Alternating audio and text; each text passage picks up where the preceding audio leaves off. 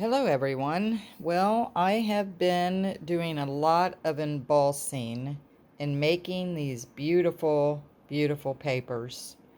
Um, and how you accomplish that is I have the wonderful Tim Holtz Vegabond #2. And this is an awesome machine because you don't have to hand crank it. You can, it's all electric, and I just picked up these two folders from Hobby Lobby, and these are awesome because they're 3D. And so that um, these are these are not 3D. These are just regular, and that's what I created most of these with, was just the regular embossing folders. But then with these two, as you can see, that is the 3D one, which is this one, just leaves. And so I've created, as you can see, a massive amount of different types of papers and tags. And then I color them with the Tim Holtz distressed inks, and they turned out really cool. But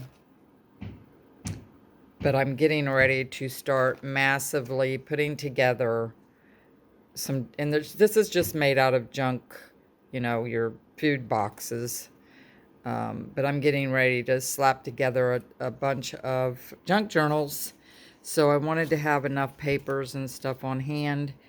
And so here's some of my tags that I've made.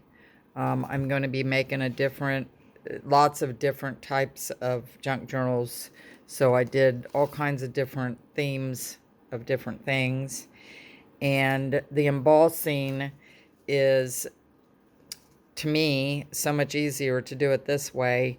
I know a lot of people like to use stencils and create texture, but you can also do it this way, which is, to me, a lot less messier.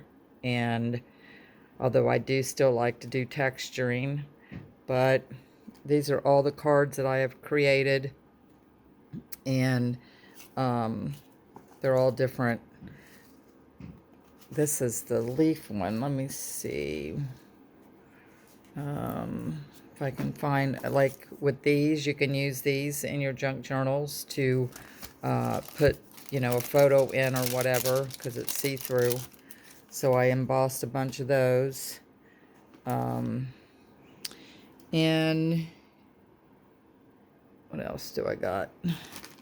So there's just a lot of different types of things that you can do with each one of these embossing folders. And I love the 3D ones because they really do a great job in, printing a deeper, let me see if I can find one with a deeper impression, excuse me, a deeper, I've lost my train of thought here. I can't talk and think at the same time. Here we go. Okay, a deeper indentation. As you can see, it gives more of a 3D effect. And then you can also go over it with some gold, like I did here.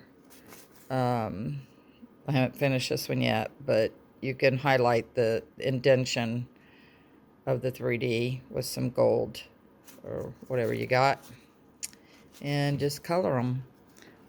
These I made with a collage that I put together, and then I just cut them up and made different, well, let me put it over here, different different sizes and different embossing. You can see that's the leaf one. That's leaf.